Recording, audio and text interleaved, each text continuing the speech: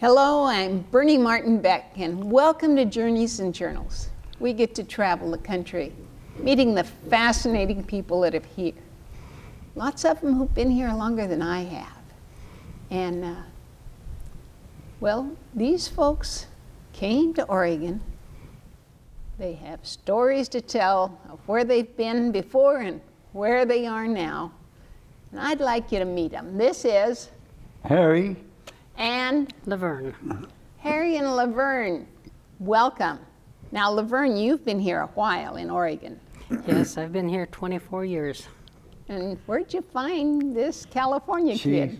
She saved me. She came to Georgia and got me. After my wife died, I made a stupid move. I went to Georgia. Mm-hmm. However, that was not as long ago as I met him. I've known her for 40 years. His wife was named Joy Lee, and she and I went to school together. We were best friends. When she got married, I was her matron of honor, or her maid of honor. And when I got married the next year, she was my matron of honor. And we both moved around. So you met this guy at his wedding? No, I met him at our 35th class reunion. Joy Lee had remarried a year before. We visited wherever we were, whenever we could. And they came, we were in Southern California, and they came down to go to the reunion, and they went to the reunion with us because we were the good friends. And so that was... School reunions. Right. And a friendship with you and your chum, and they're the two husbands. And he was another Harry. My spouse at that time was another Harry. Well, that makes it kind of easy, doesn't it? Yes, it does. Uh-huh. And so Jolene had chosen very well. Yes, she did. And I moved to Washington, I moved to Oregon, and they visited me both places. And fortunately, he had a sister here in Grants Pass, so when he visited her, they came up to see me. By this time, you'd been widowed. Yes. Mm-hmm. And yes, with cancer again. And cancer. Mm-hmm. Of course. Cancer seems to be a visitor in a lot of our homes. And actually, Laverne and I meet real regularly. Yes. At Three Rivers Hospital, or at, you've been over to Medford too, haven't yes. you? Yeah, at Providence Hospital. Right. I always see the same doctor, and she hasn't lost her hair, but mine went, and so I have to get a store hair now. It's, you know, a kindred, a family. Have you made friends there? Some, yes. Last time, Laverne and I were together at the doctor's office. There were 5 people in there that were friends, either from Better Life Television or from church, from the community. Well, you have a story to tell about why we've got all this stuff around here. Would you tell me, this calls Valley of the Rogue Dairy. Okay. And you were supposed to save the cap. I guess. The difference between that bottle and the bottles in the store, the bottles in the store had little ribs on them for gripping. Ah, well now this one. See, we didn't have those kind. They didn't have those kind of bottles when I was delivering. You were delivering milk. Yes. For how many years? 42. 42 years. Well, when you told me about it, I went, we had milk delivery right here on Bridge Street between 5th and 4th. Do you know what this is about? Yes. People leave notes. Mm-hmm. But they also used to we'd leave the bill, and they'd put the bill with the money in the bottle. Ouch! And the bottles, we'd find them when we ran the bottles through the bottle washer. And luckily, the money wouldn't fade, but whatever they wrote faded on the. Oh, I remember these so much. Now, our milk was delivered to the front porch. That was a huge, big front, old-fashioned front porch on 5th and 4th, and between 5th and 4th on Bridge Street. What happened? You're delivering milk where? Up in the Sierras, then all through California. Did you ever deliver milk to the front door? Honey, I delivered milk to every door they had. What happened in the winter to your milk? It would be, the cream would be sticking that far out of the bottle, and the kids going to school would snap it off, and that was the best ice cream you'd ever eat. It would. The cream had frozen.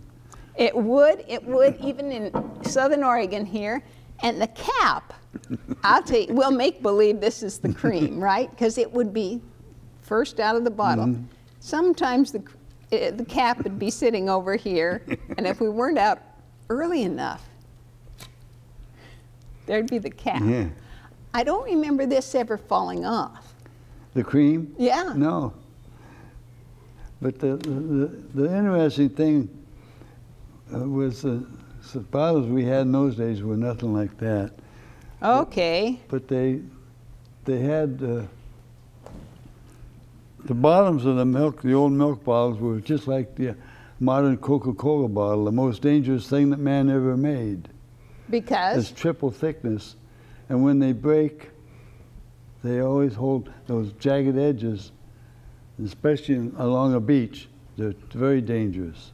So keep bottles off the beach. That's right. Take them home. That's right. Now, did you sell in half-gallon? Yes, but not like that. They were like, just bigger than that bottle there. Oh. They didn't have score. Yeah, they were made like that. And what was this one for? Pint. Now the pints were half and half. They didn't have milk. Now, did you call them half and half or coffee cream? We had both. Yeah. We had whipping cream, coffee cream, half and half, and about 5 or 6 different milks. Oh, well, it was big time down there. Down where was it? Sonora. I worked for Mother Lode Dairy in Sonora. Oh, Mother Lode, that's all about gold, isn't Yeah. it? You were in gold country and 49er country? Mm-hmm. And Sonora, the PG&E office on Main Street in Sonora was right over the richest mine shaft in the whole Mother Lode, the street. Let's go. Yeah. Let's move. Yeah. Yeah, that's what happened out here in Waldo, because town was built on what they discovered to be some pretty valuable gold deposits. So Waldo's non-existent anymore. I mean, everything went. Mm-hmm. Now, before we skip from the milk business, this is the way it was delivered in South America. Bigger cans and little cans, and they would come with, you mentioned cans of milk? That's the way the farmers put, the milk came in 10-gallon cans to the dairy, and then we'd pour, that was before they had the regular pasteurization, they opened vat-type pasteurization. So you dump, they held about 10 cans in each vat. They weighed about 120 pounds per can for 10 gallons of milk. Oh, I hope you had somebody a machine to help you lift those. I learned the hard way. I learned to lift with my legs, not my back. Smart guy. And I did that all my life. You still have a back to tell it. Yes, I do have a back. Remember that, folks. Lift with your legs and not your back. And the biggest men in the business were the ones that hurt themselves. They would reach over and pull up a case of milk or something. That's that right. way, without. And the thing that I have against today are these people working in stores and stuff wearing the back support. Okay. When I worked in the dairy business, if you came to work with any kind of an appliance, the insurance company wouldn't insure you. You were through. Even a little thing on your finger, You weren't allowed to any kind of a brace. Huh. That's We're talking 1950s, 60s, 60, 30s on up. Your history goes back, working history goes back that far? I left high school in 1936 and hauled produce for the commission markets in Oakland. I was lucky I got in the Teamsters Union. Okay, so you drove truck as a 16, 18-year-old? Mm-hmm. Now you've been a working woman. Yes. All doing what? Oh. I've done a little of everything. During the war, if you wanted to work, boy, you had a job. I worked in a factory, had a good job. Rosie the Riverter. Wow, good for you. I was one of the 20 mule team. I told him I cracked the whip. I really didn't. But I worked for a 20 mule team, Borax. And they had a lot of military contracts for borax and boric acid, and as well as soaps and all the things that you need to run an army. That's right. 'Cause I hadn't kind of thought about that, but of course they'd need that. Mm-hmm. Well, after the war? Well, I was a housewife and mother for quite a few years, and my daughter was in senior in high school, and my husband said, "You've always wanted to go to school?" Here I was 40 years old, understand. 40. And he said, "Charlene and I can help around the house and give you time. Why don't you go for it?" Oh, what are those kids gonna think of this old lady at 40? You know, they're just kids now to me. Yeah, remember that. And anyway, I went to college to Long Beach, California, Long Beach City College, and then Long Beach State. And I specialized in microbiology. Oh, I'm learning new things about you, And Verne. my husband was sick and died when I was a senior, and I panicked because I hadn't worked for a good many years, and I thought, what am I going to do? I went to college, and they had a posting of a job for the Long Beach City Water Department, and I thought, well, I'll just go and apply, and I got the job, and I really honed my skills there. That was a good learning. Now, did you finish your college? I did not get a degree because I was so anxious to get a paycheck. There you go. And I filled all the qualifications to do it. And it was a very valuable job. And from there I went to the state of Washington and worked for the Department of Ecology because they liked the skills that I had found. And if you've worked for a government entity, you know that you have to wait for that kind of an opening to come up. So I was classified as a chemist and then a microbiologist, and I wound up as an engineer. So A woman engineer in 19 and what? 70? no, in the late 70s, yes. There weren't many women engineers. Congratulations. Thank you. She used to fly all over Washington. Matter of fact, she flew over Mount St. Helens many times when I was pregnant. Oh, She saw it. Oh, I watched that bulge go out. grow and grow. Oh, what a beautiful mountain. And now it has its own character, doesn't it? Yes, it does, and And a it's still history. beautiful. Well, I don't know, but what a blessing these two are. They're senior citizens who enjoy every minute. And even when she's down, she's got this guy who's lifting her up. Right. Trying to. Now, you both wear glasses, but for different reasons. Oh, I'm legally blind. Okay. Have hearing aids. And love life. And is in chemo. Right. Is there joy?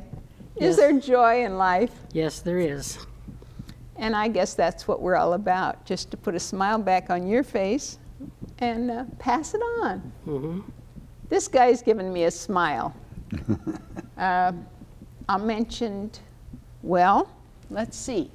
Did I first talk to you about Studebakers? You knew you watched Better Life Television, and you knew that I knew your family had a dealership here, didn't you? Robert C. Martin Studebaker, and this was the bowling shirt or the, I don't know, some kind of team shirt. And I think it's pretty flashy. Yes, it is. And this happens to be Henry's shirt, but I just kept it. And I thought, well, sometime I'll have fun wearing that. I wore two different bowling shirts, but we never had anything that fancy. Oh, but you weren't on the Martin team, No. see? Well, that brings us to a whole different subject, because Martin sold Studebakers, and they advertised Studebakers, and he knew it. And he said, how would you like to have a Studebaker bit of memorabilia to add to my collection of, oh, isn't this a lovely Raymond Loewy car? Oh, I just wish they made them that way. I mean, with a bullet nose. Yeah. My brother, I think, took the bullet out and put a hubcap in there. Oh, did he? Custom. They made their cars too good. They never wore out, so the people didn't replace them. He took the door latches off, and to open it, you twisted the spotlight. And then the door would pop open automatically. Oh, it was a gorgeous car. Wonderful. And what did you bring for me? That's a little, it's a shot glass, but we use it for pill glass, but that's a Studebaker 1902. Woo, talk about history.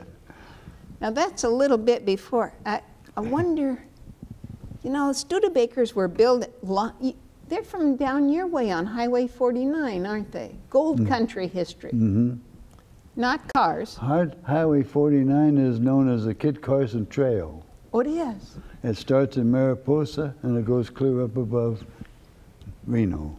And have you been to the Studebaker Museum? No, I hadn't. I mean, I want to say the name of the town and I forgot it. He was a wagon builder. And he built such good wagons for the 49ers, he made a lot of money. And so when cars came along, I think he got the idea that he could make a car. And I think he made a lot of money. Oh, it was a sad, sad day here in Southern Oregon, because there were more Studebakers in Southern Oregon than any place in the nation per capita outside of South Bend, outside of South Bend, Indiana. So, and I'm guessing there's still a bunch of those Studebakers in somebody's barn. And there's a Studebaker club here, and great fun people. They've invited me to come with some of my memorabilia and share. I was lucky enough, I guess I've always loved history. So the family would say, oh, Bernie, you need to keep this. Oh, you need to take this. So when my parents tragically passed away, we had to divide the household goods into 3 piles, and then a pile that anybody who came to visit us could take from the 4th pile. And the 5th pile, well, you know how it goes. Tell me about this. We don't want to get too far into the show without talking about the red, white, and blue. What's your history? My history? Yeah. I wasn't able to go into the service. Right. I had a problem with one of my lungs, so I couldn't go in the service. And my older brother was, they took him in the Marine Air Corps. Ooh. He was flat-footed, so they kicked him out of the Marine Air Corps, so United Airlines took him. And the first 6 months he flew the Himalayas. Oh my. And then he stayed with him. He was with him for 35 years. He's passed away this year. And my twin brother worked at Mare Island Navy Yard in submarines. And you delivered milk during the war. Mm-hmm. That's called essential industry, right? Mm-hmm. And we all waved the red, white, and blue. Mm-hmm. You mentioned the milk company. We no longer drink milk. Can you imagine the shelf life of weeks and months on milk? They perfected a new packaging process in Denmark that would be even fresh milk you could store almost indefinitely. Oh, I didn't know that. It's vacuum packed. But the packaging was too expensive, so it's not on the market. We went to Rice Dream, and you know, you get half a dozen bottles of it. My husband's health required that he cut down on cholesterol, and it's not been a bad idea for me either. You know, I drank as many as 5 or 6 quarts of milk a day. Excuse me? Quarts Yes. of milk? And I never gained an ounce. And I still weigh the same right now as I did in high school. What's your secret? I used to run. I mean, I shouldn't say that, because if we were caught running and delivering milk, the first time it was a $25 fine, the second time was $50 fine, the third time you were fired. And the insurance company would not allow you to run. And $25 and $50 are something like $250 and $500 or more than that. Mm-hmm. Did you have a little wire kind of rack that you carried all these in? Not the beginning, no. How did you handle 6 quarts You of learn milk? to carry them in your hands. 6 quarts? You'd have 4 in each hand. You could do that? Yes. And they're heavy. I mean, well, a pint is a pound, so it's 2 pounds each. You got strong fingers. Let's check, yeah. Oh, he still has. Ouch! I didn't mean to do that. Because, now did you have clients, customers, who you got real well acquainted and they said, just put it in the refrigerator? I had, when I delivered milk in Orinda, California, I had keys to nearly every house I delivered. Ooh, that is what you call. And some of them would warn me, don't come in if we're not here, if they have a dog. Well, I made a mistake one time. I went in and the dog was laying on the couch, so I put the milk in. I'd always check their cottage cheese, and if they had a tub of cottage cheese that was almost empty, I put it in the dog's dish and give them a fresh cottage cheese. And the next time I went by, the lady said, "How did you get in the house?" I said, "Well, I've got my key." "I know, but the dog was here." And then I made the mistake of telling her the dog was laying on the couch, so he lost 2 points. We've only got a few minutes left, and I love your favorite stories, so why don't you share? Which one's that? Any one you want about you. Oh, well, I think the best time in my life in working, I drove a logging truck. Oh, did you? The dairy wouldn't give me a raise, and I was delivering over twice as much as the other drivers, and I was working 17 hours a day. And so one of my friends went to work driving a logging truck, and he told me who the fellow was, and I went up to his house, and his wife said, "Well, he's not here." It was at night. He's down by Soulsbyville. One of the trucks lost a load on the road. So I went down there, and I saw these guys pulling cables, and I grabbed my gloves and went out and started pulling the cables. They were trying to get the logs off. And a fellow was standing next to me, and when we got through, I said, "Do you know where I can find Arnold Nelson?" He said, "What do you want him for?" I said, "I want to ask him if I can get a job." He said, "You've got a job." You were So talking I went to to work Arnold. the next morning. Oh, wonderful. Those people were the nicest people I ever worked with. Isn't that They wonderful? didn't just live. When they got through driving their logging trucks. They went home and took their shoes and socks off and went coon hunting. Oh! And they never killed a coon. They just treated them. The dogs were trained to tree. Uh-huh. Everything. What's your favorite story? You've got some wonderful ones. You tell. No, I can't come up with any right now. Well, I loved your war story because women really went, it's the first time. Had you worn slacks before the war? I don't think so. No, but Rosie the Riveter needed to have work pants. Oh, we had to wear slacks and things around our hair because we were around machinery, and you didn't want to get any part of your body caught in the machinery. OSHA was not as strong then as it is now. We had lots more hazards. I'll bet you did. But Rosie the Riveter, thank you so much for coming to be on the show. You're the prettiest riveter I ever saw. You're gorgeous, honey. Harry, thank you so much. We love you, honey. Come deliver the milk anytime you want. Okay. Did you have to go down dirt roads? I was just going to tell you, the company, Motherlow Dairy was going to sell out to Golden State, which was a big dairy.